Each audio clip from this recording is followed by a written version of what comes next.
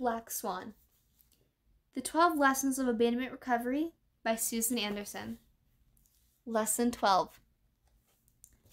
Some of the trees near the old stone house are already standing in pools of red and yellow leaves fallen at their feet. The little girl is wading through them, listening to the rustling and crackling, the sounds of autumn leaves getting crunched underfoot. She's also thinking about Jonathan, who is walking beside her. She feels unsettled. She has waited a long time for her next appointment with a woman. This time, she is going to take Jonathan with her to see the Black Swan. The woman with soft, flowing skirts finally arrives, and they quickly take the shortcut through the orchard, burgeoning with apples. Many have fallen. They reach the final slope where the little girl pauses. "You stay here for a minute, Jonathan. I'll be right back, okay?" The woman's soft skirts flutter softly in the breeze as she walks a few steps ahead. "Okay," says the boy, throwing a stone against the tree. "I just have to talk to someone," explains the little girl, pointing to the shoreline. "Yeah," he says, and throws another stone. The little girl runs to the woman's side, and they make their way to the shoreline. The Black Swan is already waiting, turning gracefully in the water to face her. "How's your practicing, Amanda?" asks her beautiful swan. "Every day. I take special time," she reports proudly. "But I have a question. What do we do about Jonathan? He got mad on Visitor's Day and he broke the window. Now he's in lots of trouble and he's crying all the time." The swan swoops close to the little girl and gently touches her outstretched hand with the brilliant red of its beak. "Why not share what you've learned with him, Amanda?" "Me?" asks the little girl, her eyes brightening at the unexpected touch of the swan. "But the boy is so upset and crying all the time," she complains. "He's not alone in his pain, Amanda, just as you are not alone in yours. There are always people who suffer great torment, but we are here to help each other." "I don't know how to help Jonathan." "Begin at the beginning. Let him see how you found your center and keep it safe inside," suggests the swan. "Show him the path." "I still have bad feelings of my own," says the little girl. "I can't help somebody else. I was hoping you would talk to him for me." "It is not necessary, Amanda. You can help him yourself. Show him the steps you have taken." "How?"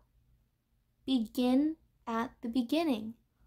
Let him know he is not alone, just as you are not alone in learning how to experience life. It is a great gift, but it is not yours to take. It is yours to give. It is the moment. Help others find it. And love them, Amanda, as you are learning to love. What if I help Jonathan? I'm afraid he will be mean to me someday. He will throw me away." "You can't be thrown away. You can only give yourself away, Amanda. And even if you do, you can always return to your center and find yourself again and create love all over again." "I still need someone to love me," implores the little girl to her friend. "Of course you do.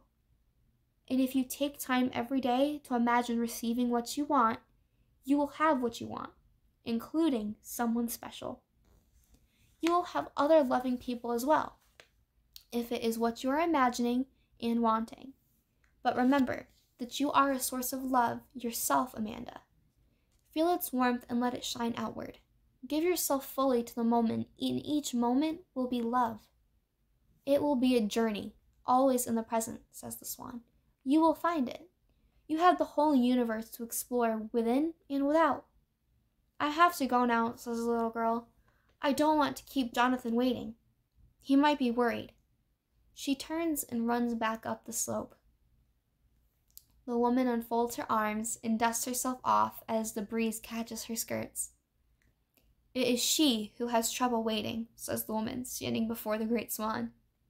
She gets a knot in her stomach when she waits. "Yes," says the swan. "And you must never keep her waiting, Amanda." He makes a full turn in the water. "Never wait. Her wounds are real. The moment is always now. She is your heart. Take good care of her." "Yes," says the woman, as she opens her arms to watch the swan glide out to the deepest waters and slowly disappear over the horizon. She remains for a while. Then she walks back up the slope and into the apple orchard to gather fruit. It's enough to make an apple pie. I am so proud of you for coming back, hopefully, to learn all the lessons of abandonment recovery and pain and loss and how to get through it. I have been through it myself, and I read this book completely through, and I was instantly inspired to do this little thing here on YouTube because I wanted to just share it. I don't really care how many people see it, just that it's there, and if people need something, then there you go. I've shared what I've learned from the book with others, like it recommends us to do. And if you didn't understand the ending, basically, I want to explain that for you really quick.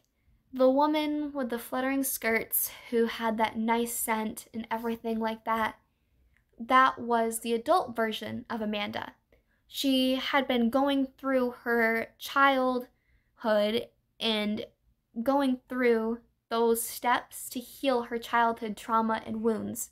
Now, this book is a self-help and psychology book, and it is very important to me that people have tools out there to be able to learn and help themselves in any point in time in their life or to help someone else that they know.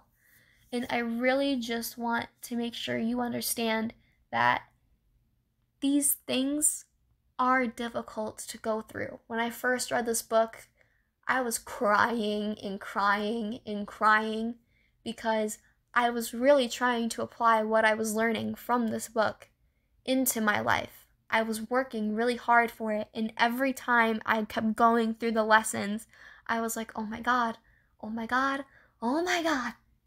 And I couldn't stop crying because I was in the process of dealing with my pain and loss and my abandonment and all of my feelings.